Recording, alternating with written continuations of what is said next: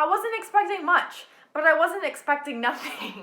Hello friends, my name is Lauren and welcome back to my channel. For today's video, we are kicking off some of my favorite videos that I make every single year, being kind of the end of year wrap-up videos. And as you can tell from the title, today we are starting off with my least favorite books I read in 2020. Please note that these books are not books that were released in 2020, these are just books I have personally read this year. And so I will be talking about 8 of my least favorite books from this year. Currently, when I am filming this, I have read 41 books this year, which may or may not be a lot depending on who is watching this video. But today on this list, I do have 8 books I will be talking about. However, I will be talking about some books I wasn't a big fan of, but then slowly getting our way down to books I actually really did not like. I actually think as I was looking at this list, I did have a pretty good reading year. A lot of the books I ended up really liking, or kind of liking at least, but this is going to be kind of the books that I really have no desire to reread, recommend, and then also getting into the ones that I really did not like. So enough talking from me. 8 books, starting off with the mediocre tier and working our way down 3 stars to 1 stars. Let's just jump into things because I'm excited. Also, quickly before I do jump in, I do just want to say that these are all my own opinions, and if you love any of these books, I'm very happy for you. I honestly wish I loved these books as well, but unfortunately for me, I just did not like them, so please don't take my opinions to heart. It's just my opinions. You're totally valid for having your own opinions. Just putting that out there, these are just all my own opinions. And with that, let's jump into the video. Now, in spot number 8 with 3 stars was a book I actually reread and was okay with, but just not the biggest fan of.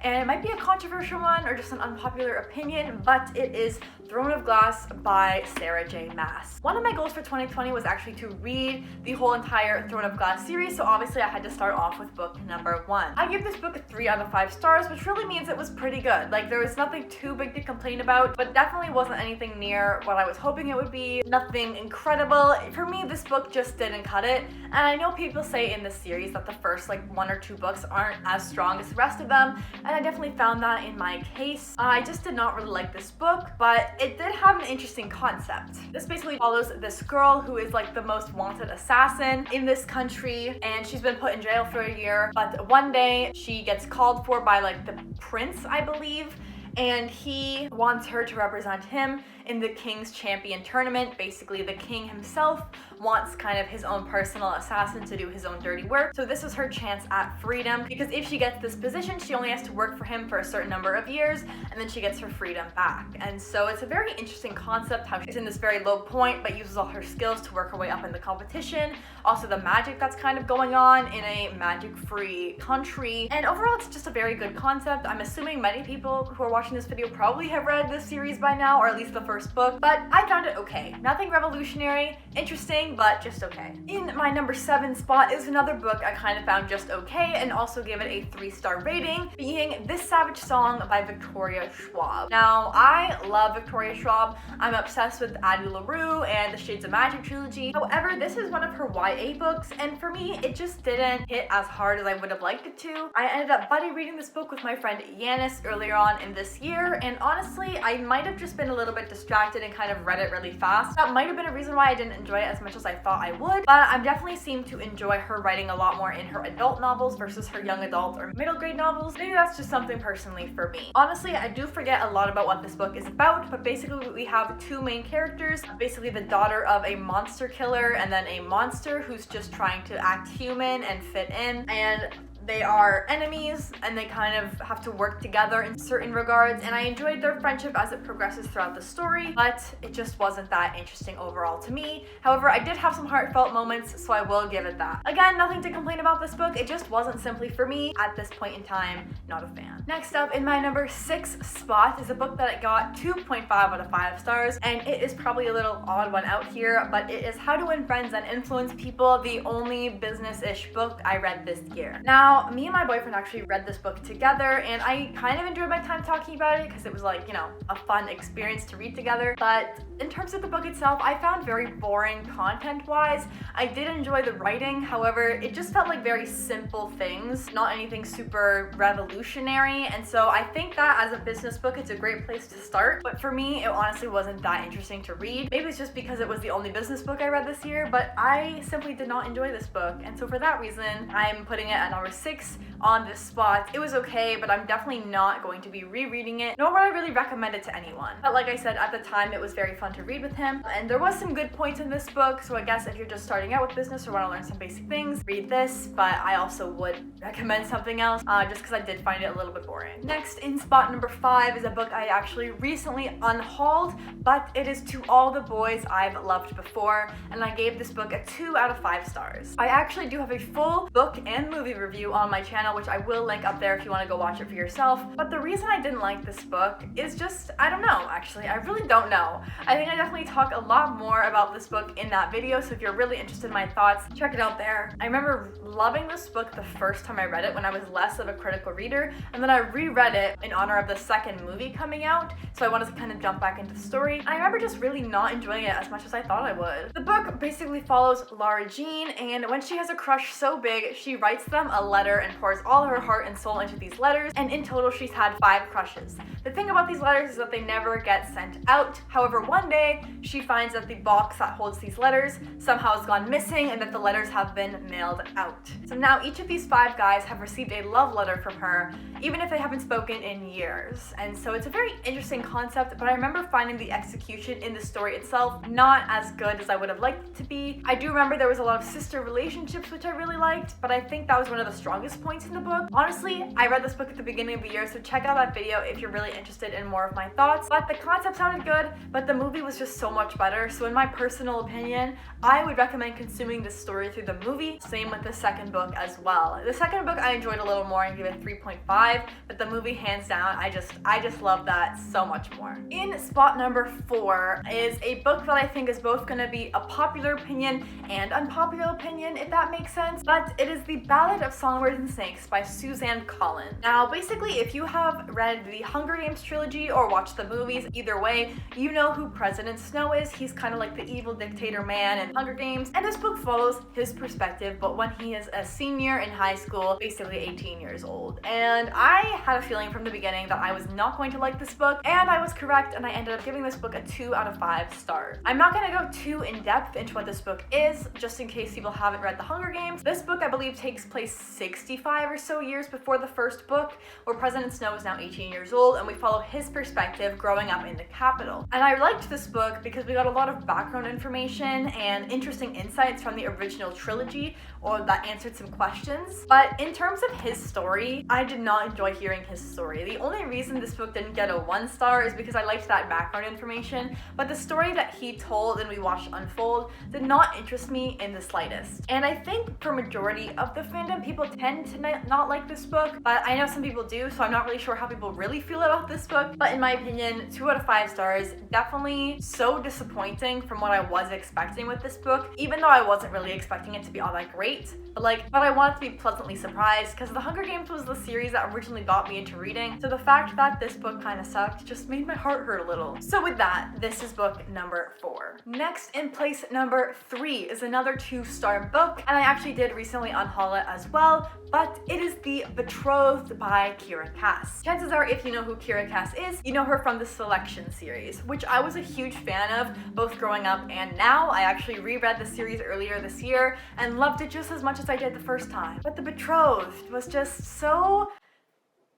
I don't even know. It's set in this kingdom, and we follow this girl who I can't remember. She's like somewhere higher up in a society, but essentially the king takes a liking to her and wants to marry her. And we follow her go on this whole journey and fall in love, but like, is she in love? And goes through her feelings in this new kingdom and world.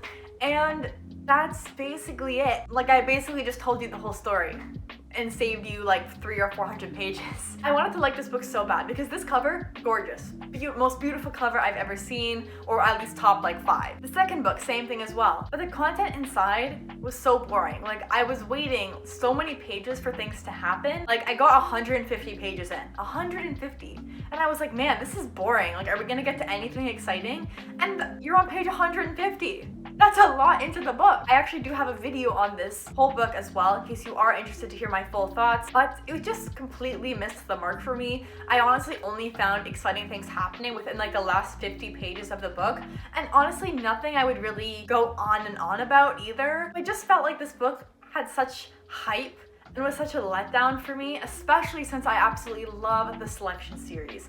So for that reason, this book, unfortunately, The Betrothed, deserves this number 3 spot. Now, in my number 2 spot is a book, again, might be a popular and unpopular opinion at the same time, but it is Twilight by Stephanie Meyer. Now, I read this book for the first time this year because I wanted to kind of participate in the hype for the new Twilight book that came out, and it was bad. Like, it was just straight up bad. Like, I gave this book a 1 out of 5 stars, and it was such an easy decision to make. I understand that a lot of people only like this book now because they enjoyed it like 10 years ago or 5 years ago, but like going into this book for the first time with no emotional tie to it, I kind of feel like I saw the story for as it was, you know? This book was just such a letdown. Like, I was hoping to at least enjoy part of it, give it 2 stars or 3 stars. I wasn't expecting much, but I wasn't expecting nothing.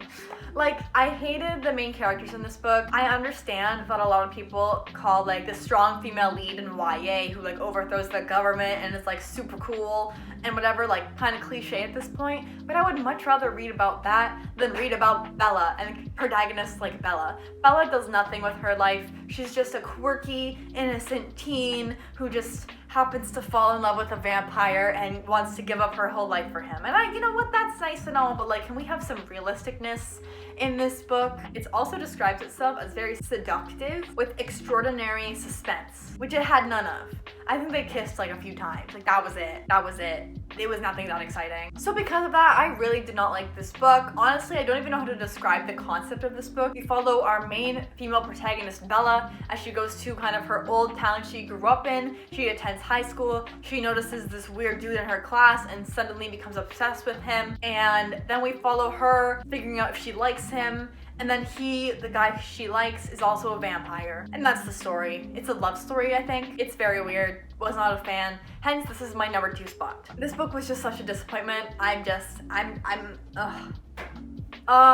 last but not least, my number 1 most hated book this year, also another 1-star book, is Oryx and Crake by Margaret Atwood. I was originally looking forward to this book because I had been wanting to read a Margaret Atwood book for a while now, and I thought it was going to be good, and it wasn't. Margaret Atwood is one of the most famous authors, I feel, or at least what I hear in like kind of a mainstream media, and I thought the book was going to be great. It was not. I honestly could not like describe this book to you in a coherent manner. We follow a dual timeline, crazy world with this really boring character, this other really boring character, and then this girl who's like even worse, and I just didn't like it. There were some interesting themes in the book, I'll give it that, but in terms of the content itself, it made no sense to me. Like, I genuinely would be confused if someone was like, yes, this is a good book. And I don't know, it made no sense to me. I don't know why it was one of the books at my school for people to read, because it just sucked. Like, the only thing I could understand about why is the themes that it talked about,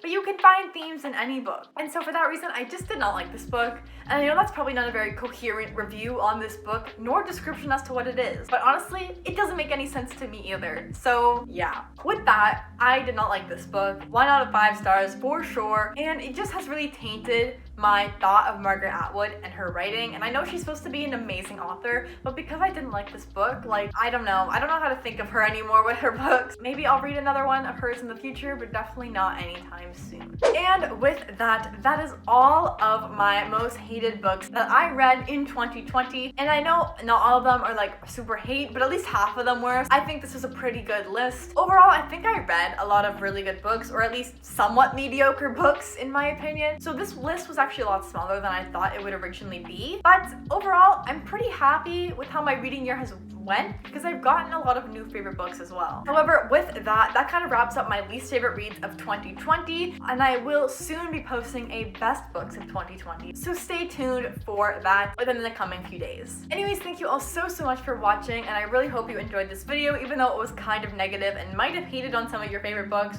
but still, thank you for watching. If you enjoyed this video, be sure to give it a thumbs up, and please comment down below if you agree with any of my opinions, or if you do not. Sorry if I offended anyone, that was never my intent, just my own opinions, but yeah. Anyways, I will see you all very soon in a new video, so until then, bye.